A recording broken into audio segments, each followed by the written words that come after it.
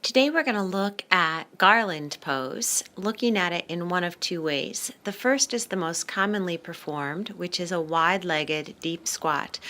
You can see here that my feet are slightly turned out, which gives my hips a little bit more room. Here you can see me diving down, which is not actually what we want to accomplish. So what we want to do is pull the shoulders back so that the spine is tall, the shoulders are integrated, and that the dropping of the hips is balanced by the lifting of the crown of the head. So we'll take a look at this from the side. So here you can see what it looks like when you hollow out, which retracts the shoulder blades away. And what we want to do is pull back up, integrating, allowing the hips to be heavy and the spine to be long. It's really important in this pose to engage through the pelvic floor to counterbalance gravity pulling down. Here you're going to see a traditional garland with the feet together and knees wide.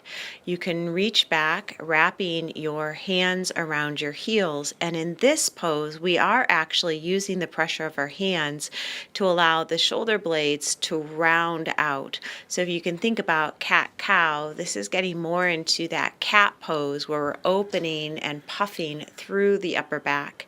Here's a modification with the hands reaching in front, which is more accessible. And the idea here is that the heels are dropping towards the earth. So Garland is this really fabulous posture to work on pelvic floor strength and also to open the hip flexors and to stretch through the psoas. For a lot of people, getting their hips dropped down to where they feel comfortable in this and they can rest and settle in versus it feeling like a modified chair is tricky. So what you can do too is take one or two blocks and put them underneath the sit bones and then just lower yourself down onto those blocks. Another option is just to sit entirely down on the earth, bringing the feet out in front of you with the knees bent, and then use the arms in between the legs to open and create extension through the inner thighs. So just a couple different ways for you to play with the pose. It's really a fabulous posture. Think about it this way: in many places in the world, that is a traditional seated position.